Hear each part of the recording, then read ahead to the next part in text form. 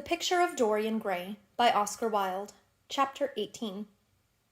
The next day he did not leave the house, and indeed spent most of the time in his own room, sick with a wild terror of dying, and yet indifferent to life itself. The consciousness of being hunted, snared, tracked down, had begun to dominate him. If the tapestry did but tremble in the wind, he shook. The dead leaves that were blown against the leaded pane seemed to him like his own wasted resolutions and wild regrets. When he closed his eyes, he saw again the sailor's face peering through the mist-stained glass, and horror seemed once more to lay its hand upon his heart. But perhaps it had been only his fancy that had called vengeance out of the night and set the hideous shapes of punishment before him. Actual life was chaos, but there was something terribly logical in the imagination. It was the imagination that set remorse to dog the feet of sin. It was the imagination that made each crime bear its misshapen brood. In the common world of fact, the wicked were not punished, nor the good rewarded. Success was given to the strong, failure thrust upon the weak. That was all. Besides, had any stranger been prowling round the house, he would have been seen by the servants or the keepers. Had any footmarks been found on the flower beds, the gardeners would have reported it. Yes, it had been merely fancy. Sybil Vane's brother had not come back to kill him. He had sailed away in his ship to founder in some winter sea. From him, at any rate, he was safe. Why, the man did not know who he was, could not know who he was. The mask of youth had saved him. And yet, if it had been merely an illusion, how terrible it was to think that conscience could raise such fearful phantoms and give them visible form, and make them move before one. What sort of life would his be if, day and night, shadows of his crime were to peer at him from silent corners, to mock him from secret places, to whisper in his ear as he sat at the feast, to wake him with icy fingers as he lay asleep? As the thought crept through his brain, he grew pale with terror, and the air seemed to him to have become suddenly colder. Oh, in what a wild hour of madness he had killed his friend! How ghastly the mere memory of the scene! He saw it all again. Each hideous detail came back to him with added horror. Out of the black cave of time, terrible and swathed in scarlet, rose the image of his sin. When Lord Henry came in at 6 o'clock, he found him crying as one whose heart will break. It was not till the third day that he ventured to go out. There was something in the clear, pine-scented air of that winter morning that seemed to bring him back his joyousness and his ardor for life. But it was not merely the physical conditions of environment that had caused the change. His own nature had revolted against the excess of anguish that had sought to maim and mar the perfection of its calm. With subtle and finely wrought temperaments it is always so. Their strong passions must either bruise or bend. They either slay the man or themselves die. Shallow sorrows and shallow loves live on. The loves and sorrows that are great are destroyed by their own plenitude. Besides, he had convinced himself that he had been the victim of a terror-stricken imagination, and looked back now on his fears with something of pity, and not a little of contempt. After breakfast, he walked with the Duchess for an hour in the garden, and then drove across the park to join the shooting party. The crisp frost lay like salt upon the grass. The sky was an inverted cup of blue metal. A thin film of ice bordered the flat, reed-grown lake. At the corner of the pine-wood he caught sight of Sir Geoffrey Clouston, the Duchess's brother, jerking 2 spent cartridges out of his gun. He jumped from the cart, and having told the groom to take the mare home, made his way towards his guest through the withered bracken and rough undergrowth. "Have you had good sport, Geoffrey?" he asked. "Not very good, Dorian. I think most of the birds have gone to the open. I dare say it will be better after lunch, when we get to new ground." Dorian strolled along by his side. The keen, aromatic air, the brown and red lights that glimmered in the wood, the hoarse cries of the beaters ringing out from time to time, and the sharp snaps of the guns that followed, fascinated him, and filled him with a sense of delightful freedom. He was dominated by the carelessness of happiness, by the high indifference of joy. Suddenly, from a lumpy tussock of old grass, some 20 yards in front of them, with black-tipped ears erect and long hinder limbs throwing it forward, started a hare. It bolted for a thicket of alders.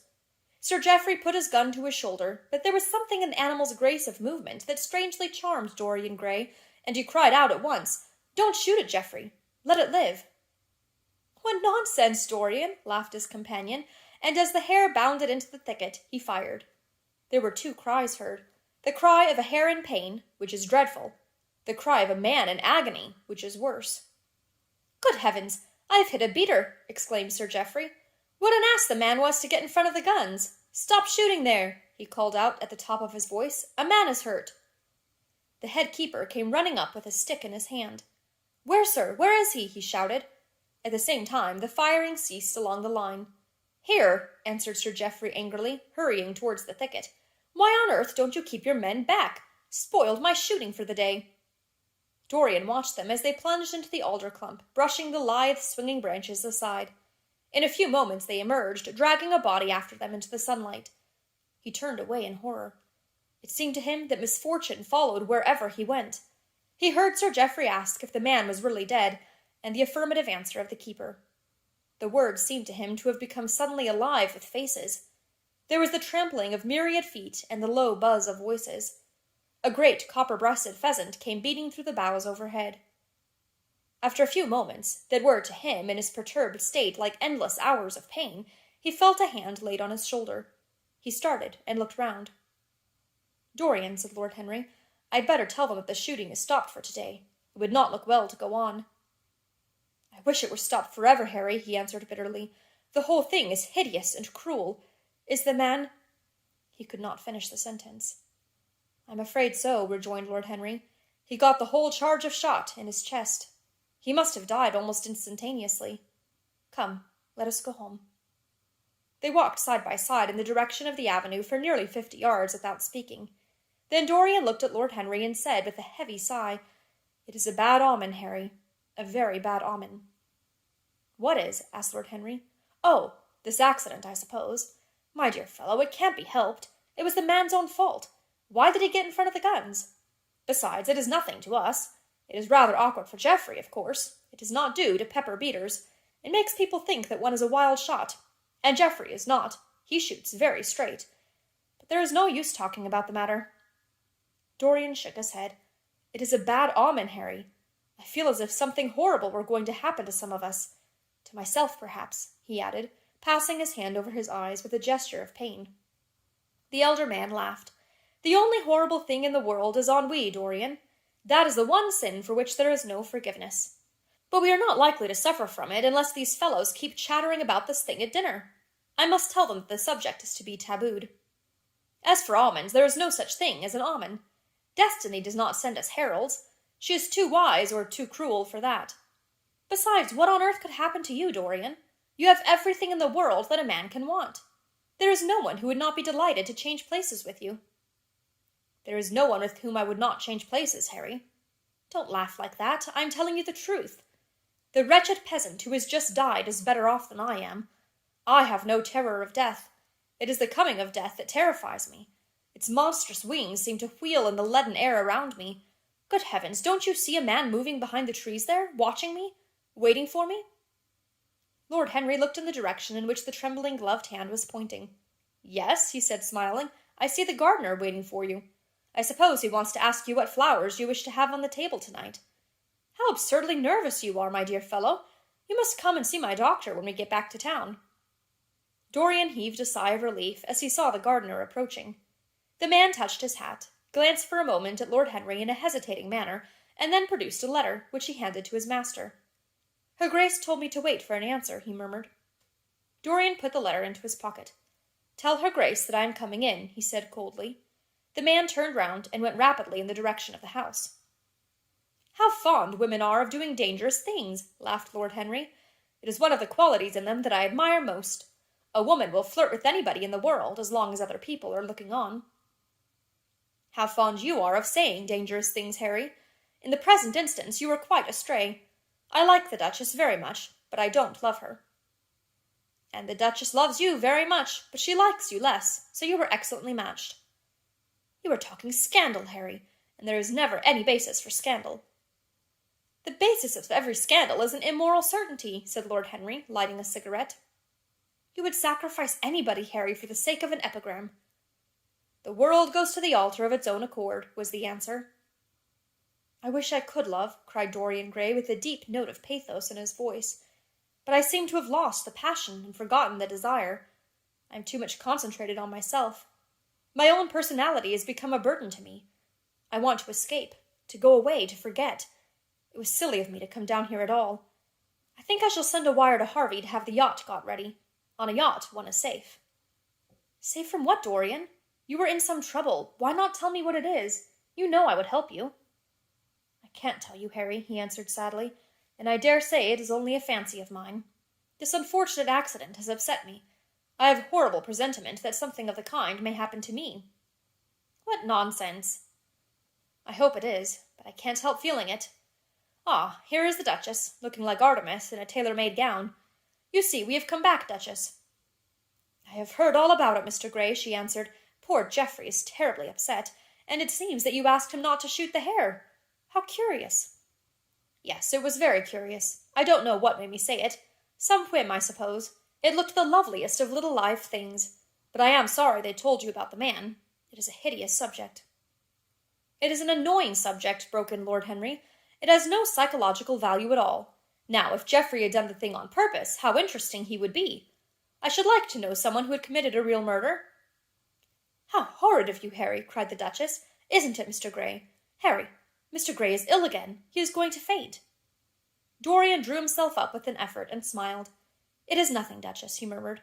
"My nerves are dreadfully out of order. That is all. I'm afraid I walked too far this morning. I didn't hear what Harry said. Was it very bad? You must tell me some other time. I think I must go and lie down. You will excuse me, won't you?" They had reached the great flight of steps that led from the conservatory onto the terrace. As the glass door closed behind Dorian, Lord Henry turned and looked at the Duchess with his slumberous eyes. "Are you very much in love with him?" he asked. She did not answer for some time, but stood gazing at the landscape. "I wish I knew," she said at last. He shook his head. "Knowledge would be fatal. It is the uncertainty that charms one. A mist makes things wonderful." "One may lose one's way." "All ways end at the same point, my dear Gladys." "What is that?" "Disillusion." "It was my debut in life," she sighed. "It came to you crowned." "I'm tired of strawberry leaves." "They become you." "Only in public." "You would miss them," said Lord Henry. "I will not part with the petal." "Monmouth has ears." "Old age is dull of hearing." "Has he never been jealous?" "I wish he had been." He glanced about as if in search of something. "What are you looking for?" she inquired. "The button from your foil," he answered. "You have dropped it." She laughed. "I have still the mask." "It makes your eyes lovelier," was his reply. She laughed again. Her teeth showed like white seeds in a scarlet fruit. Upstairs, in his own room, Dorian Gray was lying on a sofa, with terror in every tingling fibre of his body. Life had suddenly become too hideous a burden for him to bear. The dreadful death of the unlucky beater, shot in the thicket like a wild animal, had seemed to him to prefigure death for himself also. He had nearly swooned at what Lord Henry had said in a chance mood of cynical jesting. At 5 o'clock he rang his bell for his servant, and gave him orders to pack his things for the night express to town, and to have the brougham at the door by 8:30. He was determined not to sleep another night at Selby Royal. It was an ill-omened place. Death walked there in the sunlight. The grass of the forest had been spotted with blood. Then he wrote a note to Lord Henry, telling him that he was going up to town to consult his doctor, and asking him to entertain his guests in his absence. As he was putting it into the envelope, a knock came to the door, and his valet informed him that the head-keeper wished to see him. He frowned and bit his lip. "Send him in," he muttered, after some moments' hesitation. As soon as the man entered, Dorian pulled his cheque-book out of a drawer and spread it out before him. "I suppose you have come about the unfortunate accident of this morning, Thornton?" he said, taking up a pen. "Yes, sir," answered the gamekeeper. "Was the poor fellow married? Had he any people dependent on him?" asked Dorian, looking bored. "If so, I should not like them to be left in want, and will send them any sum of money you may think necessary." "We don't know who he is, sir. That is what I took the liberty of coming to you about." "Don't know who he is?" said Dorian listlessly. "What do you mean? Wasn't he one of your men?" "No, sir. Never saw him before.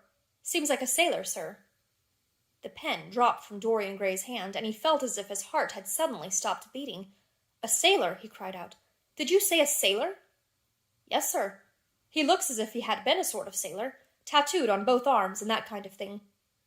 "Was there anything found on him?" said Dorian, leaning forward and looking at the man with startled eyes. "Anything that would tell his name?" "Some money, sir. Not much, and a 6-shooter. There was no name of any kind. "A decent-looking man, sir, but rough-like. A sort of sailor, we think." Dorian started to his feet. A terrible hope fluttered past him. He clutched at it madly. "Where is the body?" he exclaimed. "Quick! I must see it at once." "It is in an empty stable in the home farm, sir.